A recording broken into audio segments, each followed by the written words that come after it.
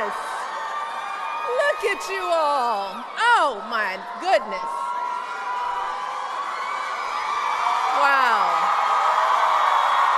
Thank you, guys. Love you so much. Love y'all so much.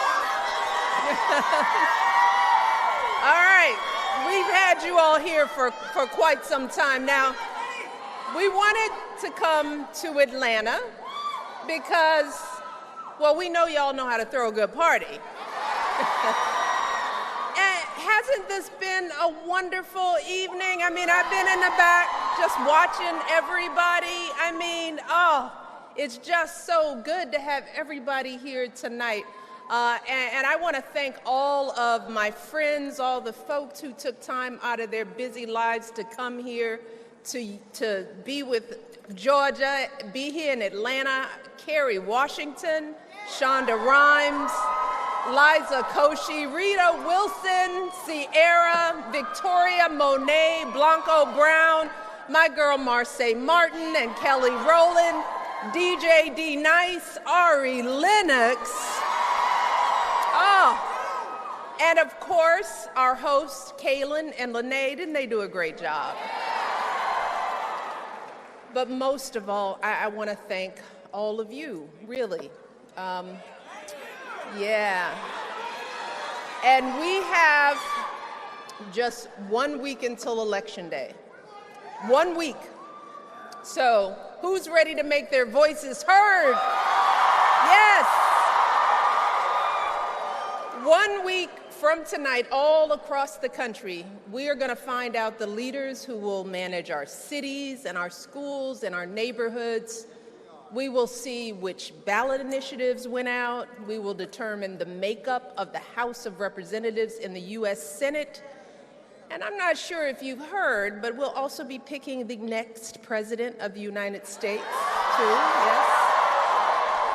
But tonight, I'm not going to get into any specific races or candidates because that's not what we do at When We All Vote. We are a nonpartisan, nonprofit effort designed to change our country's culture around voting. And I started When We All Vote 6 years ago because I wanted to make sure that someone was reaching out to the folks who have been left out or left behind in our electoral process, particularly young people and people of color. So, yes.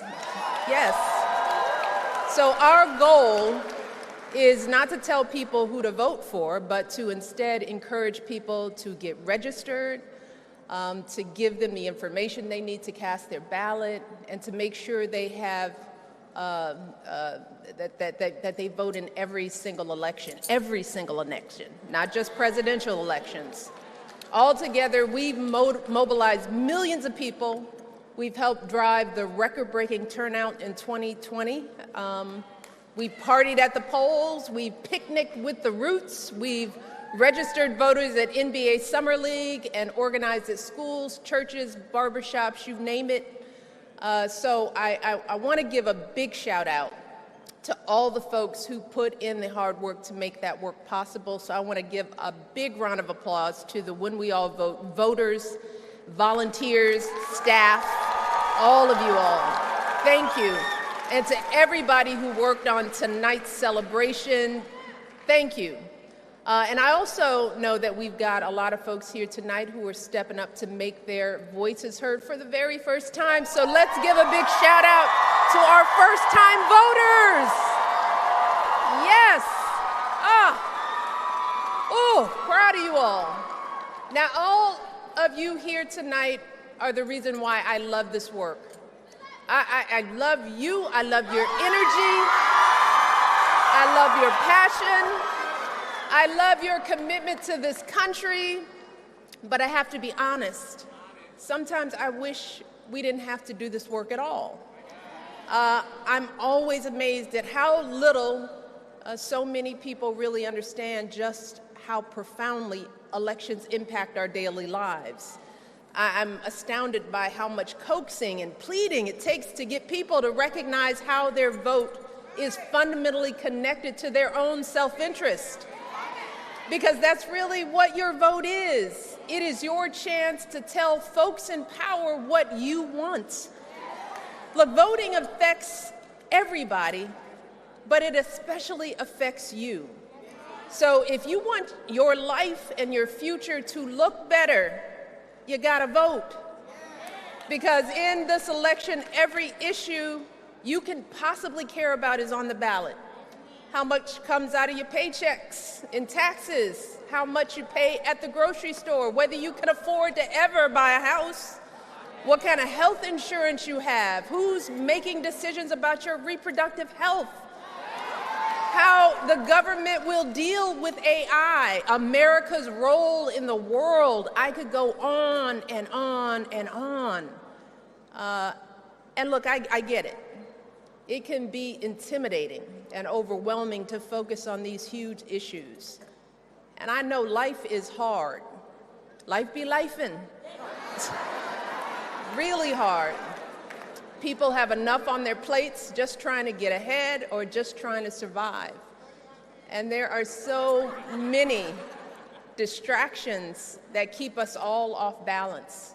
So much disinformation flooding our phones, so many lies to keep us uncertain and afraid. But I believe there are some deeper things going on here too. So many folks, particularly our young people, are struggling to find their footing in this world, battling higher levels of stress, anxiety, loneliness, frustration. More folks feel disillusioned, helpless to affect change in their own lives. That makes them increasingly more apathetic. And as a result, our priorities have gotten a little off whack. We got a lot of folks thirsty for likes from their followers, but uninterested in the needs of their communities. We got folks excited to vote on reality shows, but not willing to vote for their actual reality. Folks climbing up that ladder without thinking about who they step on along the way. And don't get me wrong, there is nothing wrong with being a little ambitious. There is nothing wrong with working hard to achieve big things in life. All of us are looking for some level of autonomy and control over our lives. But what I don't understand is how so many Americans of all races and backgrounds fail to understand that a healthy, functioning, engaged democracy is absolutely critical to our ability to live life on our own terms, people. Without a vibrant democracy, we don't have any say in shaping our futures. We don't have any ability to change anything at all. Our vote is our voice. It is our power. It is the key to our ability to express ourselves and build the community and the country we want to live in. And I know all of you here in this room get that, but I know it's not always easy to sell that message outside of these walls. A lot of folks out there are wondering if the political system has their best interests at heart. Folks feeling unheard and fed up. Folks resigned to the idea that nothing's ever going to change, that voting and elections don't really matter, that the folks in charge don't care about us, and that maybe the only way to get folks to listen is to not vote at all. And I'm sure all of you have heard these kind of conversations from the folks in your lives. And to tell you the truth, these feelings are not irrational. They come from a valid place. Look, I love this country to death, but we all know we've got a lot of work left to do. And in this country, change takes not days, but decades, y'all. So that can be frustrating. So it's natural to wonder if anyone hears you, if anyone sees you. It is healthy to push your leaders to be better, even to question the whole system. But our job, not just at when we all vote, but as Americans who care about our brothers and sisters, is to stop the spiral of disillusionment and apathy. It's our job to show folks that two things can be true at once: that it is possible to be outraged by the slow pace of progress and be committed to your own pursuit of that progress. It is possible to be disheartened by what's happening and still choose to do everything in your power to make it better, to speak out, to organize, to donate, and yes, vote for the person you believe is the best candidate for your goals. See, that's what so many of our ancestors did. The generations who were isolated and denigrated and violated, yet nonetheless believed Dr. King when he said that we can hew out of the mountain of despair a stone of hope. The folks who always recognized that no matter how bad things were, here in America, the primary road to building real power or dismantling someone else's runs straight through the ballot box. Look, I am not a politician, and I will never be. Ever, ever. But for the past couple of decades, I have seen exactly how power works, y'all. I have sat at tables with some of the most powerful people in the world. And let me tell you, a lot of these people sitting at those tables have absolutely no clue what your lives are like, especially if you don't come from money or you come from a different background than them. Many of them go their entire lives without ever crossing paths or having a single conversation with folks who are different from them. Folks, a lot like all of us here tonight. So let me tell you something. They could not care less about your apathy. In fact, they welcome it. They welcome it. They are happy to be in full control of this game. That's why every single person who has real power in this world, they are fully engaged in the political process. Every CEO and billionaire and corporate board president, they follow the news obsessively. They hire lobbyists to fight for their interest. They donate to the candidates they seek to influence. You all hear me now? This is what I'm telling you. They donate on both sides of the aisle if it's in their interest. And you better believe that they vote in every single election because they know how critical elections are to maintaining and building their power base. And when we don't vote, they assume that not only do we not care, but that we are happy to hand our power over to them. Happy. And what a lot of non-voters don't understand about real power is that our absence doesn't make those in charge hear us any better. Instead, our absence is taken as our consent. They take our indifference as part of their mandate to do whatever they want. That has always been the truth of how this country runs. The process goes on with or without you. Decisions are made, judges appointed, laws enacted. So when you're talking to folks out there who are considering sitting on the sidelines, I want you to tell them about how this system really works. Throw some history on them. Tell them about what happened in 1968. Yeah, that's when I was a little girl. Y'all weren't even around. In that election, folks were so fed up with America's presence in Vietnam, they chose to not vote at all in that election. Now, we don't know if those folks would have swayed the election, but here's what happened next. We didn't wind down the war. The U.S. expanded it. Thousands more Americans died on the battlefield, and many folks in Vietnam, Cambodia, Laos were killed too. And then I want you to tell them about the presidential election in 2000. Still, many of y'all weren't alive then either. People actually thought a good way to pick our president was to choose the guy they'd rather have a beer with. A beer with. A beer. Like today, folks thought it didn't make a difference who was in the White House because none of it really mattered. So a lot of folks chose to stay home. And barely half of the voting age population cast a ballot in that election, by far the lowest rate this century.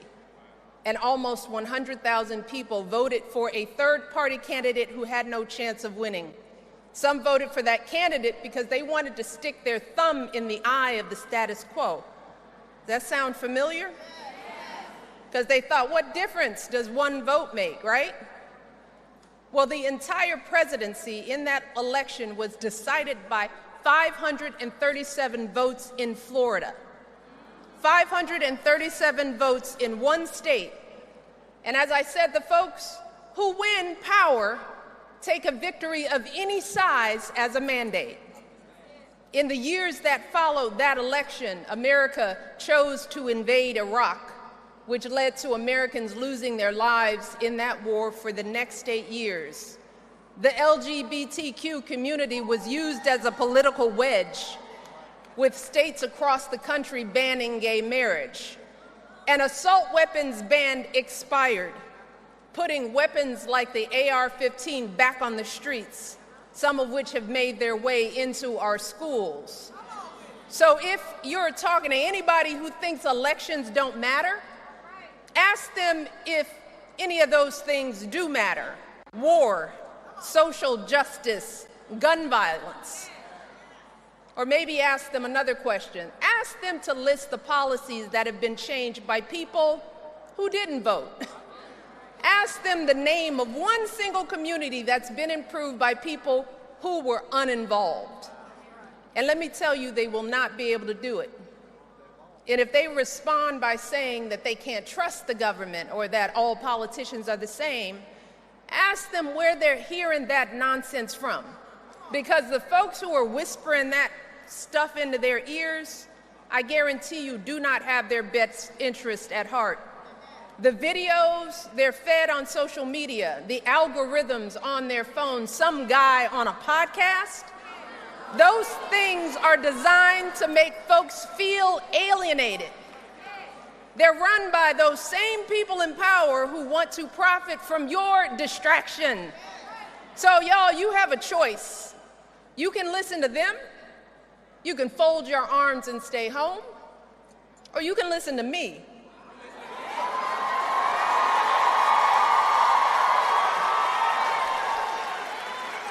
And if you want to listen to me, here's a warning. There are only a handful of very wealthy people in the world who can actually afford to be indifferent about our politics. And they have so much money that for them, it doesn't matter who's in charge. They can keep themselves removed from the rest of us, up and away from whatever happens down below. And most of us aren't in that position, especially if you're just getting started in your life or in your career. Those who got regular jobs, the folks who weren't born in this country or speak another language, those who look a different way or love a different way or pray a different way. You don't have the luxury to be indifferent to who's in power and who makes the rules. And for the young people, as the years go on, you all are going to be the ones left to clean up the mess. Because I'm not going to be here forever. And I don't want you all, our young people, to look up one day and realize that you don't even recognize the world you're living in. We need water right here, water up front. Do we have volunteer? Just give them some air. A lot of times standing up this long time is hard. You all spread out. And you guys bounce on your knees, standing up. You all are young, but you're probably all dehydrated, aren't you? Everybody not drinking enough water. How's she doing? All right.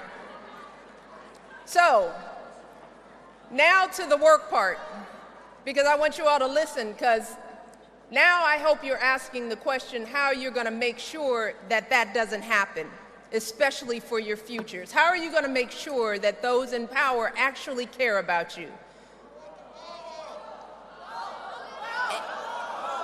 And it's not by sitting out. Are we getting help? It's not by sitting out. Or is it by it's by using the tools you have to make sure that those in power actually see you. That's what all of this, why we have you guys all together here, Georgia, because the greatest power we have is influencing the outcome of an election. You okay, sweetie? Oh, poor baby.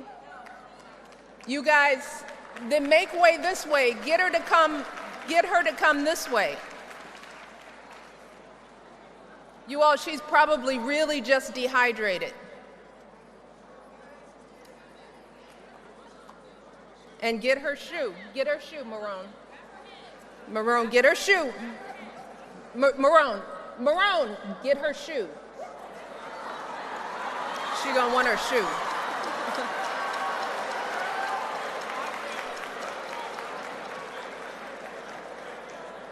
You all, thank you. Thank you for looking out. All right. See, in the end, what matters is community. All of this, you know, and when we're talking about voting, we're talking about protecting our community, protecting the people that we love. And the greatest power that you have in this is in influencing the outcome in this election is really figuring out your community. It's focusing your efforts on your own camps. Because when it comes to getting people engaged, when it comes to convincing someone to get out and vote, folks tend to listen to people they actually know. I mean, that's one thing we've really learned. I mean, celebrities and famous people, they're wonderful. And thankfully, we've got so many who are focused and they're willing to come out and spend their time. But you've heard it. Some people will tell famous people, shut up and sing. Don't tell me what to do. So there's only so much we can do for people who we don't know personally. But people in their day-to-day orbit, people that they share a connection with, you can have an impact. So I want you all to look around in your own circles, the tables you sit at, the relationships you have, and ask those folks, what's your voting plan?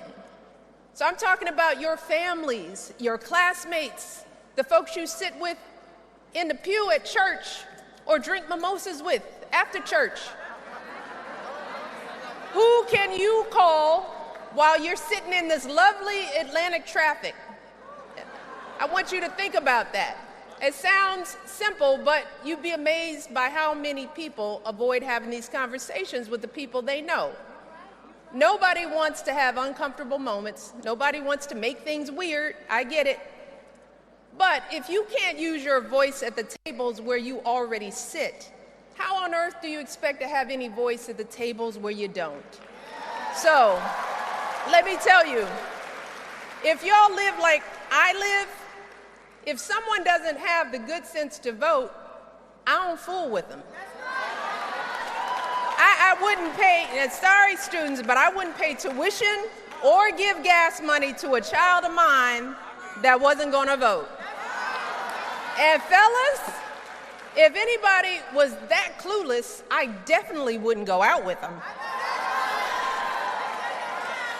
So ask these brothers, you registered?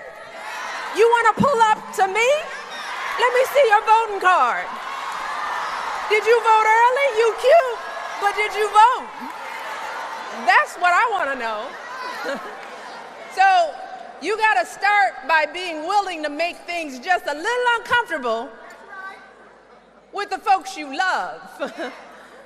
We can no longer play games with the people in our lives. We have to stop letting one another off the hook for failing to be engaged. And here's the thing, y'all. I guarantee you that once you have these conversations with the people who really mean something to you, you're not going to harm those relationships. Oh, that's going to make them stronger. You're going to become closer. That's how this works. So my advice to all of you, when it comes to getting people to vote, start close. Start at home, and then reach out further.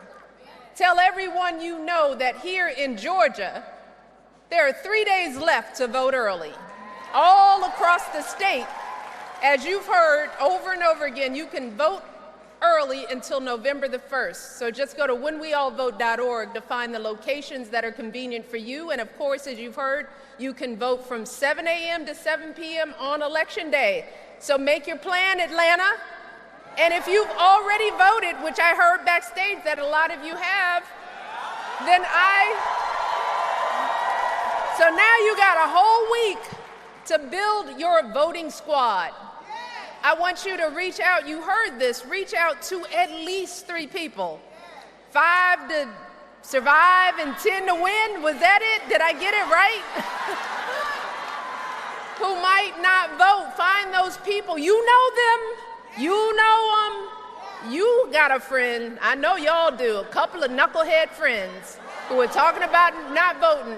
You got to find them and shake them up, because you know how close this election is going to be. 4 years ago, the presidential race in Georgia was decided by less than 12,000 votes. And when you break that down, y'all, this is the point you got to hear. When you break 12,000 people down across precincts, that's just 4 votes per precinct. So these numbers that we're talking about, 3, 5, 10, that's real. The same year in Iowa, there was an entire congressional district decided by just 6 votes. 6 votes. That's your group chat. That's half your fantasy football league. So maybe, just think about it, maybe you and your crew can decide the next congressperson or state senator from your area. And since you've got the honor of living in the great state of Georgia, a swing state, maybe, think about this, y'all. If you go out and get a crew together, you can decide who sits in the Oval Office. You can decide that. The power is in your hands. It really is, in ways that you don't even realize. Not just in this election, but in every election after, because this work doesn't stop.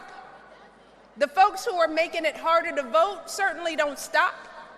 You all have seen and heard about the shenanigans that some folks in this state have been trying to pull, the folks trying to make it harder to get your vote counted, the folks trying to allow a few unelected officials to wipe out the votes of entire precincts and sway the whole election. And thankfully, those rules have been overturned for this election. But who knows what's coming for the next one? So we have to stay vigilant, y'all.